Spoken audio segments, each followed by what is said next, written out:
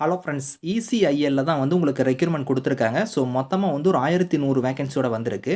Exam கிடையாது. உங்களோட merit selection தான் உங்களுக்கு வந்து பண்ண போறாங்க. ஸோ சேலரின்னு பொறுத்தவரைக்கும் ரூ. 22,528 உங்களுக்கான சேலரியுமே வந்து இருக்கும்.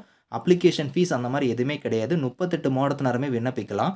இப்ப இந்த வேலைக்கான நோட்டிஃபிகேஷன் டீட்டெயில்ஸ் நம்ம பார்க்கலாம். நீங்களும் நம்ம சேனல சப்ஸ்கிரைப் பண்ணலனா சப்ஸ்கிரைப் பண்ணிக்கோங்க. ஃப்ரெண்ட்ஸ் இதுதான் வந்து பாருங்க உங்களுக்கு official notification. So ECIL electronics corporation of India லிமிடெட்ல தான் வந்து பாருங்க இந்த ரெக்ரூட்மெண்ட் கொடுத்துருக்காங்க. இது வந்து பார்த்தீங்கன்னா உங்களுக்கு வந்து டிபார்ட்மெண்ட் ஆஃப் அட்டாமிக் எனர்ஜி கீழ தான் வந்து இந்த டிபார்ட்மெண்ட் வந்து உங்களுக்கு வந்து செயல்படுது. ஸோ அதாவது பார்த்தீங்கன்னா மத்திய அரசோட மிகப்பெரிய ஒரு மின்சாரத்துறையில தான் இந்த வேலைவாய்ப்பு வந்து கொடுத்துருக்காங்க. ஜூனியர் டெக்னீஷியன் கேட்டகரிக்கு வந்து பாருங்க போஸ்டிங்ஸ் வந்து உங்களுக்கு வந்து கொடுத்துருக்காங்க. அதில வந்து எந்தெந்த ட்ரேட்ல வந்திருக்குன்னா எலக்ட்ரானிக்ஸ் மெக்கானிக், எலக்ட்ரீஷியன் கேட்டகரி, அதுக்கப்புறம் ஃபிட்டர் கேட்டகரிக்கு வந்து கொடுத்துருக்காங்க. மொத்தமா வேக்கன்சி பொறுத்தவரைக்கும் ஒரு 1100 வேக்கன்சியோட வந்திருக்கு. அந்த வேக்கன்சி எல்லாமே வந்து பாருங்க எலக்ட்ரானிக்ஸ் மெக்கானிக் ஒரு 275, எலக்ட்ரீஷியனுக்கு ஒரு 275, ஃபிட்டருக்கு வந்து ஒரு 550 வேக்கன்சி கொடுத்துருக்காங்க. டோட்டலா வந்து 1100 வேக்கன்சியோட வந்திருக்கு. அந்த வேக்கன்சி எல்லாமே வந்து பாருங்க எஸ்சி, எஸ்டி, ஓபிசி இந்த மாரி வந்து கம்யூனிட்டி வைஸா வந்து இங்க பிரிச்சு கொடுத்துருக்காங்க.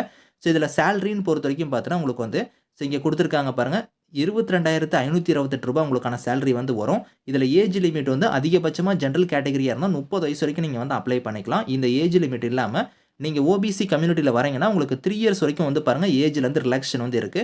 அது எஸ்சி, எஸ்டியா இருந்தா உங்களுக்கு 5 இயர்ஸ் வரைக்கும் இருக்கு. பிடபிள்யூடியா இருந்தா 10 இயர்ஸ் வரைக்குமே வந்து அந்த ஏஜ்ல இருந்து ரிலாக்சேஷன் வந்து இருக்கு அப்படிங்கிறத குடுத்துருக்காங்க. ஸோ குவாலிஃபிகேஷன் பொறுத்தவரைக்கும் பாருங்க, நீங்க வந்து 2 இயர்ஸ் வந்து நீங்க ஐடிஐ ட்ரேட் வந்து நீங்க முடிச்சிருந்தா இதுக்கு வந்து எலிஜிபிள். அதுல வந்து பாருங்க எலக்ட்ரானிக்ஸ் மெக்கானிக்கோ, இல்லன்னா எலக்ட்ரீஷியனோ, இல்லன்னா ஃபிட்டர் கேட்டகரில வந்து நீங்க முடிச்சிருக்கணும். அது மட்டும் இல்லாம பார்த்தீங்கன்னா, 1 இயர் வந்து பார்த்தீங்கன்னா, ஏதோ ஒரு இதுல வந்து நீங்க அப்ரண்டிஸ்ஷிப் வந்து நீங்க முடிச்சிருக்கணும். அது மட்டும் இல்லாம 1 இயர் வந்து போஸ்ட் குவாலிஃபிகேஷன் எக்ஸ்பீரியன்ஸ் வந்து இருக்கணும் அப்படிங்கிறத குடுத்துருக்காங்க. ஸோ இது 3 இருந்தா தான் நீங்க வந்து எலிஜிபிள் அப்படிங்கிறதையும் குடுத்துருக்காங்க. ஸோ நீங்க அந்த ஃபிட்டர் ட்ரேடுக்கான இல்லன்னா எலக்ட்ரீஷியன் இந்த மாரி ட்ரேட்ல வந்து நீங்க சர்டிஃபிகேட் வச்சிருக்கணும். அது மட்டும் இல்லாம அப்ரண்டிஸ்ஷிப்பும் எக்ஸ்பீரியன்ஸ் வந்து 1 இயர் வந்து இருக்கணும் அப்படிங்கிறத வந்து குடுத்துருக்காங்க.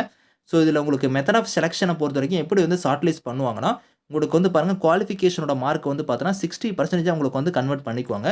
மீதி இருக்கிற 40 மார்க் வந்து பார்த்தீங்கன்னா, உங்ககிட்ட எக்ஸ்பீரியன்ஸ் இருக்குது அப்படின்னா வந்து பார்த்தீங்கன்னா, அதுக்கு வந்து ஒரு மாசத்துக்கும் வந்து பார்த்தீங்கன்னா, உங்களுக்கு 5 மார்க் வந்து எக்ஸ்ட்ரா வந்து ஆட் ஆகும்.